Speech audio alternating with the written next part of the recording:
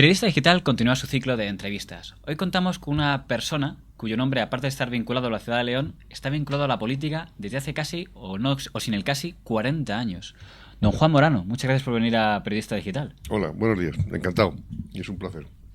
¿Son 40 años en política? Pues desde el año 79, ¿no? Desde que las primeras elecciones democráticas. Desde entonces estoy en política, sí. O sea que echa la cuenta y sí, casi serán, ¿no? Pues su testimonio nos resulta bastante de interés, un poco para ver cómo es la política ahora, cómo es antes y cómo ha evolucionado. Pero para empezar, antes de repasar su trayectoria por un caso reciente, durante la semana pasada y la anterior, una ciudad de León ha sido, digamos, titular en todos los periódicos, que es la ciudad de Ponferrada. Le pregunto una valoración, si tiene alguna, sobre la moción de censura que ha habido en esa ciudad. Hombre, a mí esa moción de censura me parece un disparate, porque va contra natura, ¿no? Y va contra la voluntad popular. Yo siempre he dicho que no se puede uno dirigir, ni gobernar, ni sentarse, para entendernos, en un sillón de mando sin haber ganado. Entonces, cuando se sienta un perdedor a base de hacer un pacto con otra gente para echar al que legítimamente estaba, pues me parece que es un contubernio y que viola fundamentalmente y frontalmente la voluntad popular. Y en este caso, yo creo que es la unión de dos fracasos, ¿no? Del fracaso de los dos que se han juntado. Porque por un lado está el PSOE, ¿eh? Y cuyo cabeza de lista es el que se ha convertido en alcalde, que ha tenido los peores resultados de la historia, ha tenido 8 concejales, y por otro lado está el otro señor que formó un partido independiente después de que él marchó de la política porque hubo una sentencia judicial condenatoria, y que ha basado todo su pacto en un único objetivo, que era echar de la alcaldía a Carlos López Riesco, porque yo tengo un especial cariño y una entrañable amistad, que es un gran gestor, que lo ha hecho muy bien, y al que le faltaban 200 y pico votos para tener la mayoría absoluta, ¿no? Entonces es el pacto, digo, de estos dos fracasos. Los dos que se han unido intentaron ser legítimamente alcaldes y no lo han conseguido, los dos perdieron, y ahora hay una especie hay realmente un odio y una venganza por parte de Ismael hacia Carlos, cuyo único objetivo era echar a Carlos. Yo creo que eso tiene una vida muy corta y que se han equivocado rotundamente.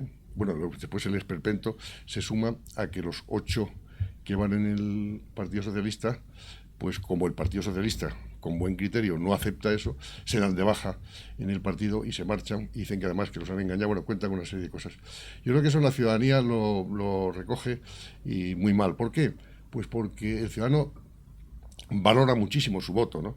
Y entonces, cuando tú no te atienes a los resultados obtenidos y vulneras o trastocas la voluntad popular, siempre se paga. Y estos tendrán un mal final político, y Carlos volverá a ser alcalde de Ponferrada. Sí, me decía que le conocía personalmente. Una cosa, ¿conoce personalmente a los otros dos protagonistas de esta situación? Sí, conozco. Porque aquí hay, digamos, dos esferas. Uno es la esfera del Partido Socialista Obrero Español, que quizá no se esperaban que estallara tanto que les obligara a rectificar, ¿no? Porque a veces parece que lo que pasa en ciudades importa menos, y en esta ocasión ha sido portada. No sé si quizá por esto que dice usted que no, era contra ha sido natura. noticia nacional. Ha abierto los telediarios, todos además. Informe semanal, además, anteayer. ¿Y tal por qué? Pues porque es algo que rompe los esquemas, ¿no? Y que además se dieron una serie de coincidencias que ha puesto de manifiesto el PSOE, que es que el día del Día de la Mujer, el Partido Socialista se hace con el poder en Ponferrada por el voto de alguien que está condenado por un delito de acoso, y que eso, como es lógico, bueno, pues la ciudadanía pues lo rechaza, ¿no? Eso tiene un rechazo absoluto, porque son actuaciones y actitudes difíciles de entender. ¿Usted cree que el señor Álvarez no tendría que haberse vuelto a la política? No, yo creo que cada uno es libre de hacer lo que le parezca, y estamos en un estado de derecho, pero lo que no se pueden hacer es este tipo de pactos, ¿no? Los pactos tienen que tener algún sustrato, ¿no? o tienen que ser ideológicos, o tienen que ser tiene que tener alguna justificación, ¿no? Y no tiene ninguna justificación. Y yo creo que esto nos ha de enseñar una cosa, desde mi punto de vista. Yo siempre la he predicado, y además es constitucional, viene en la Constitución. Hay dos formas de elegir al alcalde. Una, como se hace ahora, que es la elección en lista cerrada, donde se eligen concejales y luego los concejales eligen los alcaldes, y otra, que sería la más democrática, que es la de elección directa del alcalde. Entonces, la elección directa del alcalde, que es de la manera como se hace en muchos países europeos, pues tiene como consecuencia que el que gana la alcaldía, al ganar, obtiene la mayoría absoluta, ¿no? Y el resto de los estamentos, de los concejalías, se reparten proporcionalmente. Eso evitaría este tipo de cuestiones. ¿Pero qué ocurre? Pues que parece que hay cierto temor por parte de los partidos consolidados a este tipo de elecciones, porque pueden surgir algo que los partidos grandes odian, que son las personalidades. O sea, en un determinado sitio, pues surge un señor que es capaz de ganar tanto al PP como al PSOE. Y yo creo que eso está hibernado precisamente por eso. Pero eso sería la fórmula para evitar este tipo de lo que siempre se ha dicho, estos controles de que un concejal controle una corporación a base de chantajes, a base de componendas, y eso es lo que no puede ser. Luego veremos algún caso interesante por si puede ser comparable que pasó en León, pero vamos a retroceder al comienzo de la transición, o de la transición municipal, si se quiere, año 79. Usted es candidato en las primeras elecciones por León, por la Unión de Centro Democrático. Exactamente, ¿qué era en ese momento, para que lo entiendan quizá los internautas más jóvenes, la Unión de Centro Democrático, ese extraño partido en el que estaba el gobierno, había franquistas, había democristianos, socialdemócratas, era como un popurrí muy interesante que quizá ahora no se entenderían cómo podían estar sentados juntos este y este? ¿Cómo era ese proyecto y cómo se metió usted en él en León?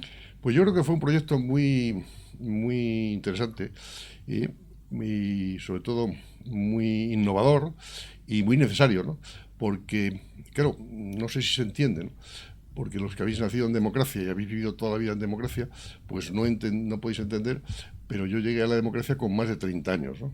Entonces ni nunca había participado en política, no sabías lo que era un partido político, no tenías idea de lo que eran las elecciones y no sabías lo que era funcionar en democracia.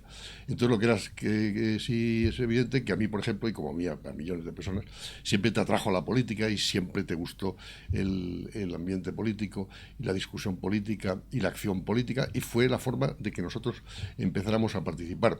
Bien es verdad que con una absoluta inexperiencia, el 90% de los candidatos que fuimos a las primeras elecciones, yo creo que no teníamos un desconocimiento total de lo que era la política, y todavía hay que irlo creando, porque tampoco teníamos una constitución recién puesta en vigor, que tampoco sabíamos su desarrollo y su tal, y tenías, bueno, pues un ambiente que era el que era, del que tú procedías, y que era distinto completamente al que tú querías instaurar, es decir, tenía que venir un nuevo aire, ¿no? Fueron momentos muy bonitos, muy interesantes, donde fue una época de un gran aprendizaje.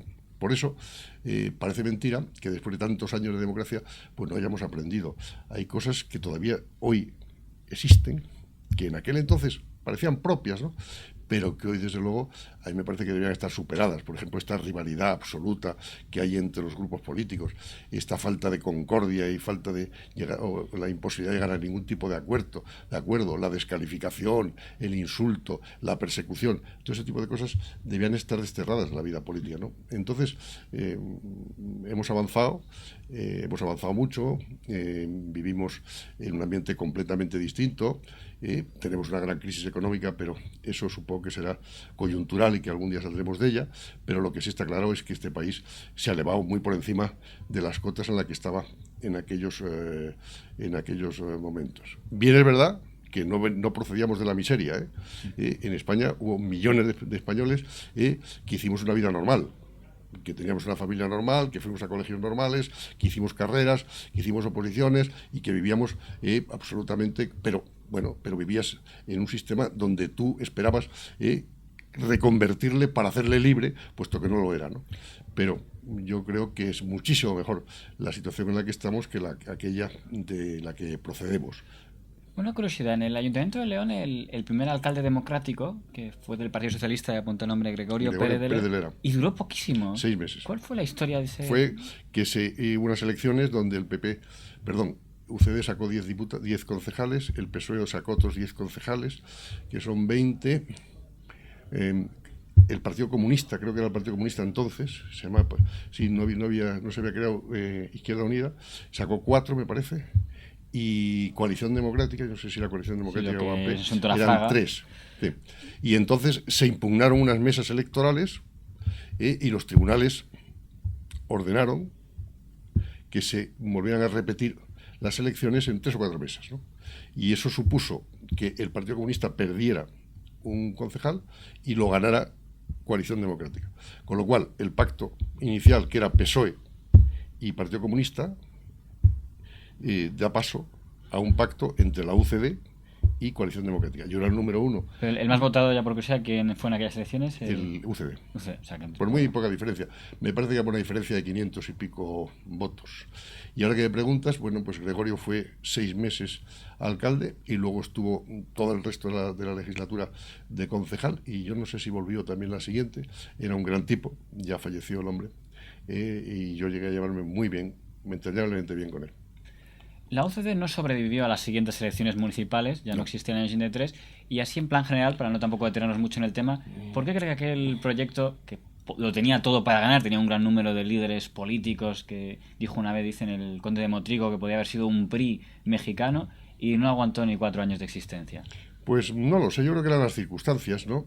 También había una ola que era incontenible y que era un deseo de una parte muy importante de la ciudadanía de la llegada de la izquierda, ¿no? La izquierda, para mucha gente, era una especie de entelequia, era una ilusión de la que no se tenía conocimiento activo. Entonces la UCD era una especie de conglomerado de gente muy importante, pues la verdad es que había cabezas muy brillantes, pero yo no sé, creo que la situación era compleja y sobre todo yo creo que era necesario ese cambio, ¿no? Y en el año 82 se produce el cambio, gana estrepitosamente y espectacularmente el Partido Socialista, que saca 202 diputados, con lo cual se da paso a la izquierda. Mucha gente tenía curiosidad por saber qué pasaría aquí si llegaba un gobierno de izquierda. No pasó absolutamente nada, la democracia funcionó perfectamente. Y la UCD, pues que podía haber seguido manteniéndose a base de haber llegado a una especie de a un acuerdo con, bueno, no sé si la coalición o AP, ¿no? Pues hubo desacuerdo, como pasa en estas cosas, ¿no? Hubo un gran desacuerdo entre las cabezas visibles de la UCD y de AP, y entonces cada uno fue por su lado, y UCD sacó, me parece que 12 diputados. Y Fraga 100 y pico. Y Fraga sacó, creo que recuerda que sacó 107 o algo así. La gente dio la espalda a UCD y apostó por la derecha. Y luego mucha gente de la que había votado UCD, yo creo, en las primeras elecciones, votó PSOE. Una curiosidad, antes de hablar de lo que pasó en el año 87, que me parece muy interesante por esto, en León me refiero, por hablar del año 83, cuando es reelegido alcalde, en esas, en el 83, creo que está en Coalición Popular, creo que con el grupo de Óscar Alzaga, ¿es correcto? ¿Con los democristianos? Le pregunto. No. O sea, era en Coalición Popular, pero independiente, entiendo. Sí. Yo fui la primera vez por UCD, la segunda vez independiente, la tercera vez independiente y la última vez por el PP. Pues la tercera es la que más se interesa comentar, porque ahí creo que fue independiente y además no en las listas de ningún partido. Ahí se arriesgó por una candidatura independiente por su cuenta, incluso mejoró votos, sí, pero no gobernó. Y esto es bastante interesante que lo comentemos por aquello que lo que decíamos del más votado. O sea, que en una ciudad tan importante como León se presente una candidatura independiente, que no es muy habitual, gane a PP y Era la segunda vez que ganaba, ¿eh? ¿Ya en 83 fue independiente por su cuenta? Sí. Por anterior. Pues en 87 mejores resultados incluso, sea el más votado, superando a los dos partidos grandes, y ocurre algo muy interesante, que es que los dos partidos grandes se alían para que no gobierne usted. Se alían el PSOE, Alianza Popular y el CDS. Que se ha elegido José Luis Díaz Villarín alcalde. Este era el cabeza de lista de Alianza Popular, bien digo. Entonces, cuéntenos, fíjese bueno, pues era igual, que el PSOE era apartarme, votar al candidato del PP frente a que no sea todo usted. consistía en apartarme a mí de la política. Ellos tenían una obsesión, después me lo han confesado, entre ellos tuvo la grandeza el expresidente del gobierno, José Luis Rodríguez Zapatero, que era secretario provincial de tal, hasta el punto de que yo coincidí en el hostal de San Marcos con él siendo presidente del gobierno, y estaba él con otros 3 o 4, y me dijo, oye, Juan, ven un momento, ¿te importa que nos hagamos una foto los que te hicimos el pacto cívico? Le llamaban ellos el pacto cívico, ¿no? Y efectivamente, en esa foto estoy yo y están ellos, y 3 o 4 que había allí del pacto cívico y tal. Y después lo comentamos mucho, tiempo pasado el tiempo, ¿no? Y entonces tenían la obsesión de conseguir apartarme y alejarme a mí de la política. Y ayer lo recordaba yo comentando por las vueltas que da la vida, ¿no? El otro día oí un comentario de lo de Ponferrada hecho por uno de los cabecillas del pacto cívico, que absolutamente en contra de lo que se ha hecho en Ponferrada, absolutamente en contra. Y lo oí, y llamé a la radio y dije, oye, tengo curiosidad, ¿quién ha hecho ese tal? Y la periodista que me atendía se echó a reír y dijo, no te lo vas a creer. Y dije, ¿por qué? Dijo, fulanito de tal. Dijo, pues si ese, dijo, efectivamente, ese te hizo a ti el pacto cívico, pero ahora, al cabo de los tiempos, al cabo de los años, se ha dado cuenta de que eso era un disparate, ¿no? Y entonces, y comentaba yo, dije, este mismo, durante mucho tiempo, tuvo la obsesión de que yo dejara el ayuntamiento. Su obsesión era que yo dejara de ser concejal. Luego me lo confesó. Dijo, porque nosotros sabíamos que si tú seguías de concejal, llegaría un día en que volverías a ser alcalde. Y efectivamente, antes de terminar el mandato, volví a ser alcalde. Ahí lo llamativo es que uno no gobierna el más votado, pero luego el motivo por el que no gobierna el más votado... Pero hay una cosa, una particularidad que yo quería poner de manifiesto. Yo, en el año 87, que entonces era presidente de la Junta de Castilla y León, don José María Aznar, y después fue el líder nacional, siempre conté con su apoyo incondicional. O sea, siempre se mostró absolutamente en contra de ese pacto y siempre me ayudó a poder romper ese pacto y a que yo volviera a ser alcalde. Entonces, eso no ha pasado hoy. O sea, los concejales, digamos, de APPP en León, a que no se obedecieron a su jefe autonómico. Sí. Porque o sea, lo que llama la atención ahí no es solo que no hubieran más votados, sino que el motivo por el que no hubieran más votados no es porque ha habido un pacto entre los partidos de izquierda, sino entre contra natura un poco, ¿no? Izquierda y derecha, como Ibarretxe. Como te digo, tú dijiste, la primera elección, la lista más votada era el UCD. Ya te dije que me parece que eran 500 y pico votos más que el PSOE. Bueno, pero era razonable que el PSOE y el Partido Comunista se unieran. No, a mí no me pareció absolutamente nada que pudiera ser criticable, ¿no? Son situaciones distintas. O sea, que si tú dices, bueno, aquí, pero estábamos empatados a escaños. Yo tengo más votos, bueno, pero eso puede ser circunstancial. Pero lo que no cabe es que tú te sientes en una corporación donde hay 27 concejales con 3, o con 4, o con 5, o con 6. No, mire usted ha ido a ganar. Usted ha perdido, se aguanta, sigue trabajando, sigue haciendo oposición y cuando lleguen las próximas elecciones se presenta, porque nadie va a las elecciones a perder, ni va nadie a las elecciones a pactar. Y si os dais cuenta, en todos los mensajes electorales, cuando le preguntan, bueno, ¿y usted en caso de no ganar, con quién pactaría? Siempre te dicen, yo vengo a ganar, no vengo a pactar con nadie, yo vengo a ganar. Luego... Mirando en hemerotecas aquel pacto cívico, como se le llamó, en el diario El País, por ejemplo, decían que uno de los motivos en los que se basó aquel pacto es que decían que usted había basado la campaña en defender la salida de León de la Comunidad de Castilla y León, y que era, digamos, la excusa, eso es lo que unía a PP y PSOE. No, bueno, pues era pura teoría, ¿no? Yo efectivamente defendí siempre que, bueno, pues que en el plano autonómico me parecía mucho más razonable León que como autonomía independiente, como es Navarra, como es La Rioja y como es Murcia, que no unir a Castilla y León. Pero eso tampoco ni tenía nada que ver. Esos son los pretextos que siempre se buscan, ¿no? Siempre se busca el pretexto de que el que está lo hace muy mal, de que el que esté es un desastre, de que la ciudad se hunde, de todos esos rollos, ya los conocemos, ¿no? Pero lo auténticamente cierto es ambiciones desmedidas de gente que no ha sido capaz de ganar y que no tiene la grandeza ni el coraje de decir, no, perdone, yo no voy a ganar, yo no he ganado. Cuando yo salí por primera vez concejal, que no gané, bueno, pues a mí la UCD me ofreció, como había perdido, me ofreció, oye, ¿por qué no te vas a tal sitio, al otro, tal? Y yo dije, no, perdona, yo no he venido aquí para ningún sitio, yo he venido aquí para ser alcalde de esta ciudad. He perdido, de momento, pues me aguantaré. Cuando gane, lo seré. Y eso es como yo entiendo la política. No puede ser ese tipo de cosas. Estos pretextos que se buscan. No, usted, como ahora el alcalde de Ponferrada, que dice que le han engañado, que le dijeron. Sabes perfectamente lo que estás haciendo, perfectamente. No hace falta a una persona que es arquitecto y que ya es mayor, no hace falta que nadie le explique lo que es bueno y lo que es malo y cómo se deben hacer las cosas, ¿no? En esa legislatura, teóricamente hubiera ido del año 87 al año 91. Hubiera tocado que el señor Díaz Villarín estuviera de alcalde hasta el 91. Y sin embargo... Gran amigo mío, ¿eh? Hoy, bueno, hace ya mucho tiempo que somos muy amigos. Es interesante eso. Pero ¿qué pasó en esa legislatura para que haya 3 alcaldes en una misma legislatura, que no es habitual? Porque el elegido en el 87 resulta Pues que dimite en el 88. Luego llega Polo, luego también se va. Te lo explico. Como luego uno o dos de los de AP ya estuvieron dispuestos a pasarse a... Entonces parece que ponían como condición, no sé si la pusieron ellos o me anticipé yo, a que no fuera yo el candidato. Y entonces yo elegí a un concejal de mi lista para que fuera el candidato. Diego Polo era independiente. Exacto. De su lista. Sí. Y entonces se hizo una moción de censura a Villarí, se ganó y fue Luis Diego Polo, alcalde de León, un tiempo. Pero al cabo de un tiempo, por las razones que fuere, dimitió. Y él dijo que no quería seguir y dimitió. Me parece que fue en octubre o noviembre del 89, me parece. Yo ya era diputado.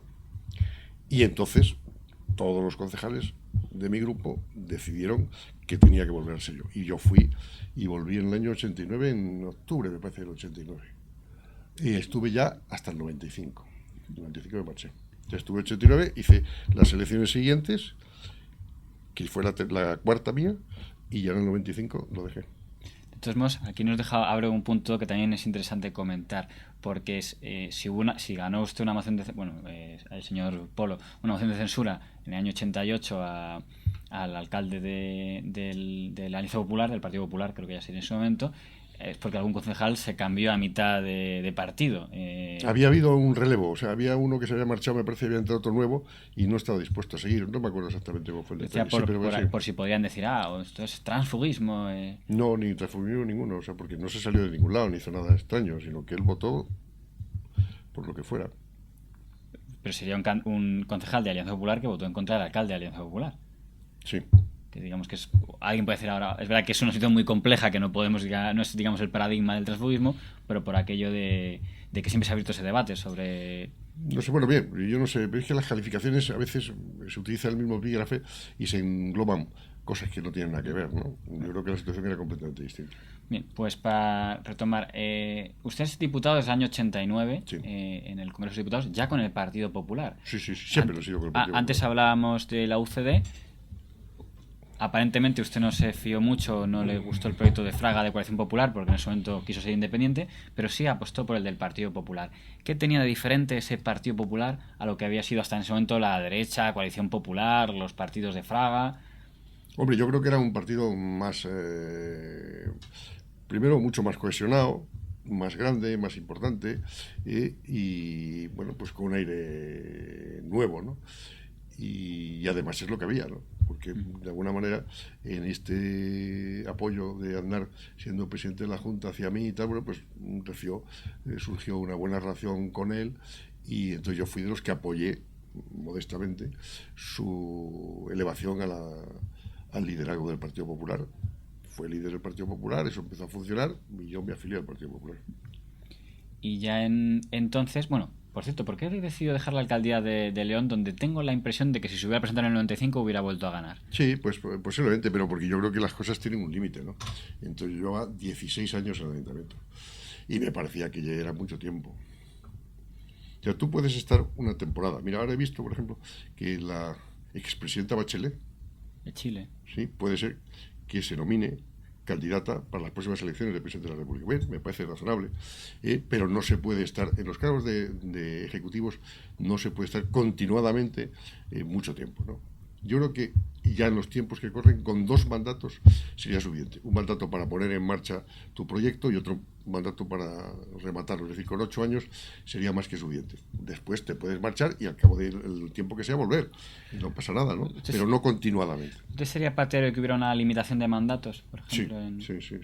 Yo creo que sí. Que no hubiera sí. como el señor Ibarra o el señor Bono, que estuvieron casi 20 años. Sí, pero es que exactamente, pero porque han sido situaciones y circunstancias completamente distintas. Las cosas cambian y entonces tienes que mejorar y aprender de la evolución de los tiempos. Y yo creo que en este momento se impone una limitación.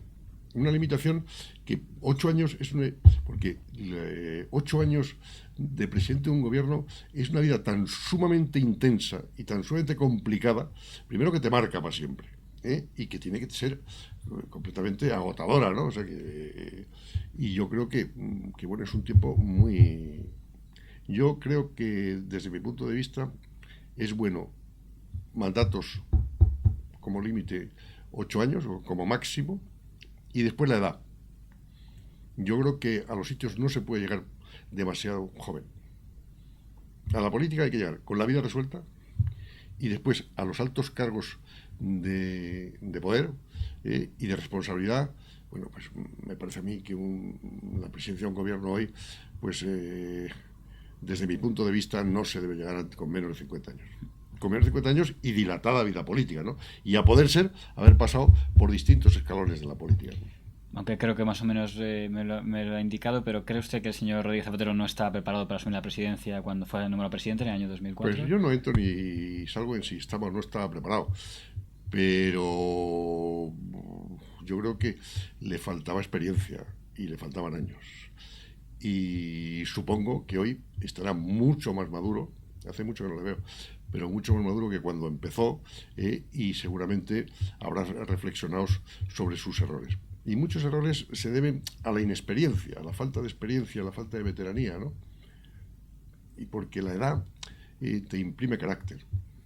Y ayer veía yo la imagen, o esta mañana en la televisión, de la llegada a Roma con motivo la misa primera de del su santidad. Papa, que me cae magníficamente, me parece un tío genial, del vicepresidente americano, el del pelo blanco.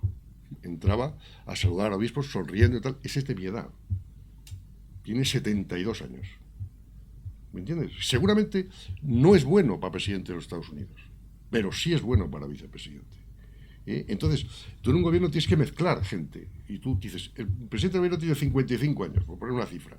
Ahí puede haber ministros desde 40 a 70. Porque hay una cabeza que ya tiene la suficiente capacidad para armar todo eso, pero si llegara presidente del gobierno sin haber sido concejal, por ejemplo, o sin haber sido alcalde, o sin haber sido presidente de la Diputación, o sin haber sido diputado, pues me parece muy... Usted, señor Zapatero, entiendo que le conocería por la de años que estuvo al frente del PSOE en León. Sí. ¿Qué impresión tenía de él antes de que fuera presidente del gobierno? ¿Alguien muy trabajador? ¿Alguien más muy incordial? trepa? La impresión que yo tenía de él conmigo fue muy incordial. Y después de ser presidente del gobierno, bueno, pues muy entrañable y muy buena gente. Para hablar un poco de saber cómo funciona eso dentro de un partido político.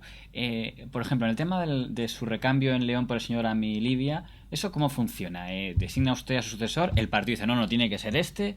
No, eso yo creo que no tiene reglas, ¿no? Yo cuando, en su caso, ¿cómo fue? Cuando marché, pues Mario Livia había sido primer teniente alcalde conmigo en virtud de un pacto entonces el número de AP, y yo creo que en el segundo mandato mío él fue mi primer teniente alcalde. Es bastante más joven que yo y fui yo el que le ofrecí la posibilidad de continuar. Dije, yo lo voy a dejar, me gustaría que fueras tú el sustituto, ¿no? Y el partido lo aceptó y así fue.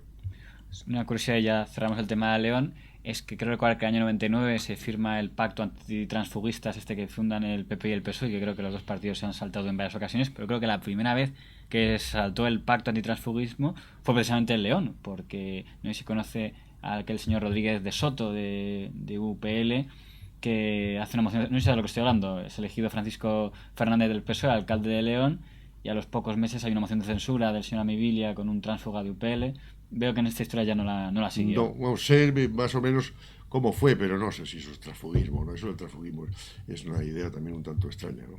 Es que claro, se llama transfugismo no al que se cambia de partido, sino al que rompe con su partido. Entonces, por esa regla de tres, por eso se decía que aquellos concejales de UPL que lideraba Rodríguez Soto se fueron de UPL al mixto y la propia PP, se les llamó ya tránsfugas. Pero No me acuerdo. bueno, podemos entrar en otro capítulo que quizá es algo que está también muy actual, que es la disciplina de partido, y en el que usted en sus años de diputado del Partido Popular, si me permite, ha puesto a prueba unas cuantas ocasiones. Por ejemplo, año 95, está gobernando todavía el PSOE, se hace una votación sobre la ley del aborto y hay una gran reacciones mediáticas a que un diputado del PP vota a favor de la ampliación del aborto, que es usted. ¿Se acuerda de esta votación de la que estoy haciendo referencia? Bueno, supongo que votaría sí, claro, porque eso es lo que pienso, ¿no? Pero no recuerdo si tuvo repercusión o no. ¿A usted nadie le dijo en el Partido Popular una colleja por saltarse la disciplina de partido? A mí nunca me han dicho nada, nadie, hasta el tema de último, el tema de la minería, ¿no? En el Congreso, por poner ejemplos, las cosas más impopulares que ha habido del Partido Popular sería, por ejemplo, la guerra de Irak, Sí. junta muy impopular, y donde en general los diputados del Partido Popular, la imagen que quedó era como que todos se cuadraban y dijeron sí. Luego hemos sabido que Pero algunos... no era verdad. Pues, O sea, mucha gente no estaba cuadrada. Lo único que pasa es que yo creo que lo expliqué muchas veces, ¿no? Por aquel entonces yo estaba en la tertulia con Luis del Olmo y lo tuve que explicar muchas veces. Dije, vamos a ver, aquí nunca se ha planteado en el Congreso guerra sí, guerra no. Si en el Congreso hubiera llegado un planteamiento de guerra sí o guerra no, entonces yo creo que la situación hubiera cambiado completamente.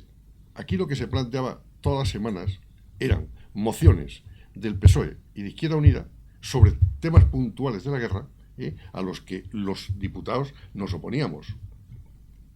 O sea, yo me oponía a las mociones que planteaban el PSOE y el Izquierda Unida, pero puntuales, pero no al tema tal. Yo desde el primer día dije que estaba absolutamente en contra de la guerra. Nadie me dijo absolutamente nada, nunca, ni mucho menos me amenazó con nada. Y como yo, había mucha gente que pensaba igual. Yo tenía la oportunidad en aquel entonces, porque tenía un medio de comunicación con el que yo colaboraba y el que me sentía absolutamente a gusto, que eran protagonistas, y yo, como era un tema de todas las semanas, pues yo... Oiga, ya por curiosidad, como también nos gustan los medios de comunicación, ¿cómo se produjo su fichaje como tertuliano? Pues por porque me llamó Luis del Olmo? Luis del Olmo y me dijo que quería que fuera con él a la tertulia. Fui y he estado 16 años. Y ha sido una etapa maravillosa y una experiencia sublime. Aparte de que Luis es un profesional de primera magnitud, es un conductor genial, es el hombre que mejor dirige las tertulias.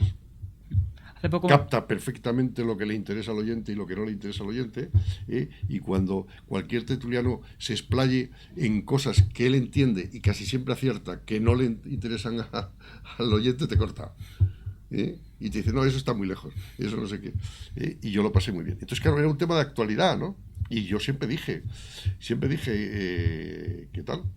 Después me he enterado de que hubo una votación secreta en el Congreso que se montó precisamente para que yo dijera que no. Y yo cuando entré en el Congreso me preguntaron, ¿usted va a votar por disciplina? Es verdad, el PSOE hizo una votación para ver si se saltaba... Exacto. ¿Cómo era aquello? ¿Vota usted por... conciencia? Por convicción o por lealtad? Dije, únicamente por lealtad. Pero volvemos a lo mismo. O sea, yo no iba a votar contra mi presidente del gobierno. Hay que ver además que en esa votación fue muy curioso, porque Uno creo que hubo uno más, alguien del PSOE que decían sí. si fue Alberdi o no sé quién, Sí. que se saltó. Una cosa, hace poco me pasaron un corte radiofónico, yo creo que debía ser como del año 2002 o así, que me llamó la atención, de una discusión muy fuerte de usted con el señor Calleja. Y además lo divertido, no creo que os acuerdes, es una lástima que no se lo pueda poner, pero lo divertido es que en ese momento lo que su voz le echaba en cara al señor Calleja decía, pareces un portavoz del Partido Popular. Decía usted al señor Calleja, y el señor Calleja le decía a usted, y tú pareces un portavoz del Partido Nacionalista Vasco. Casi como si fueras del Partido Nacionalista Leonés. Claro, me llama la atención, pero vamos, veo que no... Pero no sé lo que... Dice muchas tertulias con con Calleja. Con Calleja, y tengo muy buena relación con él y tal, pero no recuerdo ese. Y hombre, yo tuve la gran ventaja y la gran virtud por parte de Luis de que tú en su radio podías decir lo que tú quisieras. A mí jamás me dijo ni me dio ningún tipo de instrucción, y tú llegabas allí y soltabas lo que querías. Y yo no iba allí como representante del Partido Popular. A mí no me llevó el Partido Popular a protagonistas. A mí a protagonista me llamó Luis del Olmo. Y iba Juan Morano, no el representante del Partido Popular. Y yo decía lo que yo creía, ¿no? Como sigo diciendo lo que creo, ¿no? La verdad es que le llama la atención ese detalle por saber si en política antiterrorista, por ejemplo, cuando el gobierno Aznar plantea la confrontación contra el PNV directa, si usted estaba de acuerdo de esa línea. No me acuerdo. Yo siempre he estado a favor de las víctimas y absolutamente en contra del terrorismo, ¿no? Y siempre he dicho, y lo sigo diciendo porque he visto que estos días alguien dice lo contrario, que el terrorismo no tiene ningún contenido político. En este país no hay, a partir del año 75, delitos políticos. Luego no tiene ni tener ningún amparo político. El tío que pone bombas, el tío que mata a guardias civiles, el tío que extorsiona, en virtud de lo que sea, ese tío es terrorista. Y hay que aplicarle la ley. Si además la ley no tiene que ser ejemplarizante, tiene que ser justa. Digo, la aplicación, ¿no? Tú has has pisado el Código Penal y te juzgan y te condenan. Y se acabó la presente historia. No le veo ninguna otra tal. Ni eso tiene por qué dar debate político, ¿no? Yo creo que en este momento eso está bastante tranquilizado. No sé hasta qué punto está superado. Y afortunadamente ha pasado a ser pues el número 10, el número 12 de las preocupaciones que tienen los españoles, cuando, acordaros, épocas en que era una de las grandes preocupaciones, ¿no? Pero vamos, yo no he tenido duda nunca ninguna en ese aspecto, ¿no? ¿Coincidió en el Congreso? O sea, sé que coincidió con él, pero por si le conoció personalmente o tuvo algún trato, o como eran tantos, ¿no?, con el diputado Trias Sagnier. Le conocí, sí. No tuve. Y lo digo porque, a pesar de que, al igual que usted, el señor Trias Sagnier no ocupó ningún cargo directivo, hace poco lo habrá leído, sorprendió con aquellas declaraciones al País donde decía que sabía, que le constaba y que era un poco menos que un Vox Populi, que había pagos en negro en el partido. Me obliga a preguntarle si usted oyó el rumor o conoció algo de esta historia. No tengo ni la más remota idea. Ni nunca lo oí, ni nunca conocí a nadie que yo sepa que haya cobrado dinero en negro ni nada. Yo conozco del caso Bárcenas, que era lo que dicen los medios de comunicación. Tengo mi propio criterio, como es lógico, como tú tendrás el tuyo, pero no tengo ni la más remota idea. Lo que sí tengo la certeza, y me gustaría acertar, es que la justicia va a llegar al final. Y como yo creo en España, en el Estado constitucional, en el Estado de Derecho, y siempre he creído en una justicia independiente, tengo la certeza de que al final la justicia aclarará todos estos supuestos que hay ahora, que están tan en boga, ¿no? Tan en primera línea: el tema de Urdangarín, el tema de Bárcenas y el tema de Palma de Mallorca. Todos esos temas al final se resolverán en sentencias judiciales, que es a lo que habrá que tenerse, ¿no? Al señor Bárcenas no sé si le conocía o no había ningún tipo de trato con los diputados. Nunca. No le he hablado en mi vida con él, nunca. Pues como alguien, una valoración personal, como alguien que ha estado casi 20 años en el Partido Popular, cuando lee el titular, no digo lo de los sobresueldos ni lo de la contabilidad, digo simplemente lo de el auto judicial que dice que hay 22 millones en una cuenta en Suiza a 3 nombres, uno de ellos el tesoro del Partido Popular. ¿Qué impresión le provocó esa noticia?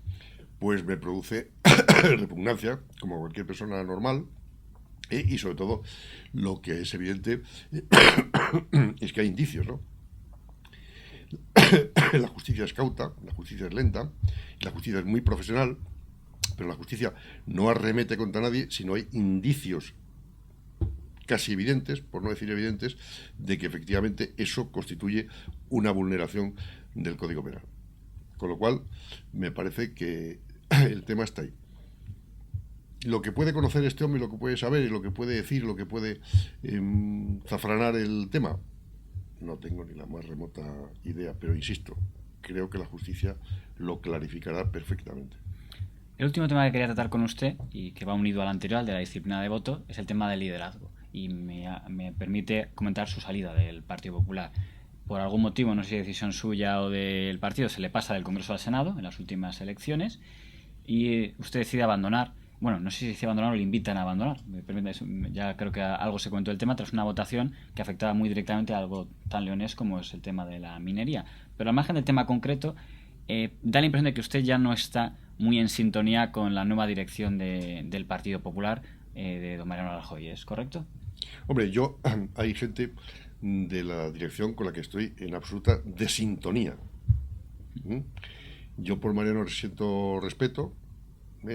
Cuando me di de baja, le dije que le deseaba lo mejor y se lo sigo deseando, por el bien suyo y sobre todo por el bien de todos los españoles y tal.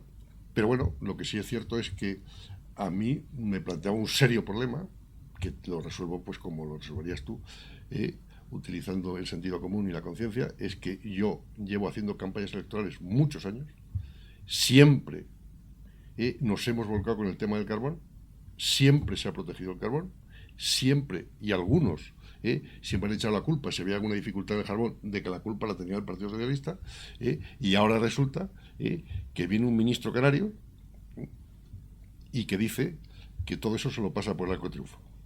Entonces yo dije que yo eso no lo podía tolerar, que yo no iba a hablar con el ministro para nada, que un diputado o un senador no es un monaguillo que ande detrás de un ministro, que si no sabe lo que tiene que hacer, lo mejor que tiene que hacer es marcharse a su casa, y que nosotros tenemos un compromiso electoral y que yo no voy a romper ese compromiso electoral.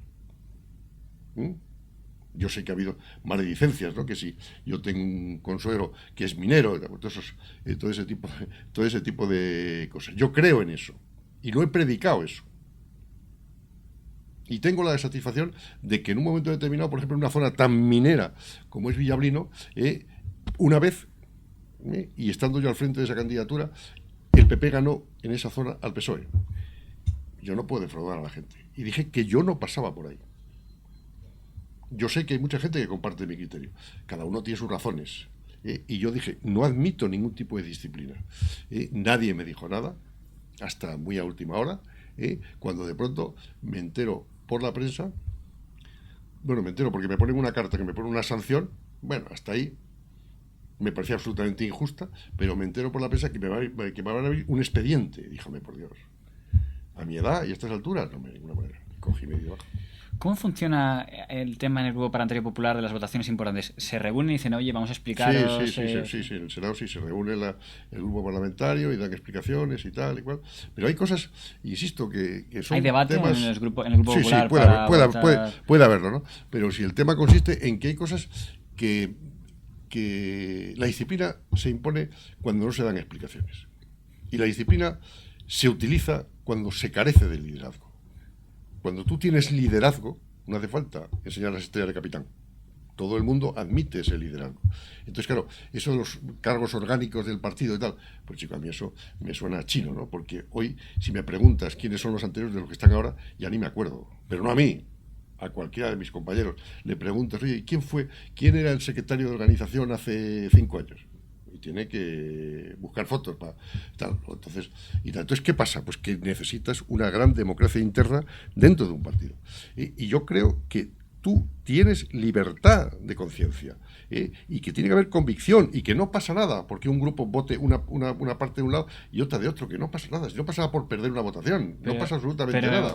¿En el Partido Popular usted diría que hay democracia interna? No. Porque me estoy acordando ahora que he hablado con usted que, por ejemplo, en el Congreso del año 2008, el famoso Congreso de Valencia, creo que son unas imágenes de usted discutiendo con Juan Costa, que era entonces el que se planteaba como posible rival, y al final no hubo rival. Es más, creo que en el PP no ha habido rivales nunca, salvo en el año 87 con lo de Mancha y Remiñón. No ha vuelto a haber nunca más de una persona aspirar al liderazgo. Siempre es, digamos, uno por aclamación. Con lo cual, de cara al público, no da la imagen de democracia interna. Usted que está... Es que no lo da. Y prueba de ello es que, bueno, yo creo que en este momento la aceptación y la confianza de la gente, de la ciudadanía en los partidos deja mucho que desear, ¿no?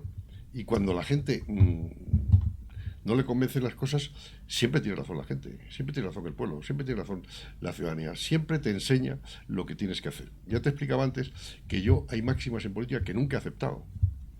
O sea, yo tengo un programa electoral y te presentas con ese programa electoral. Eso es un contrato que tú tienes con tus electores y te han dado la confianza para hacer eso.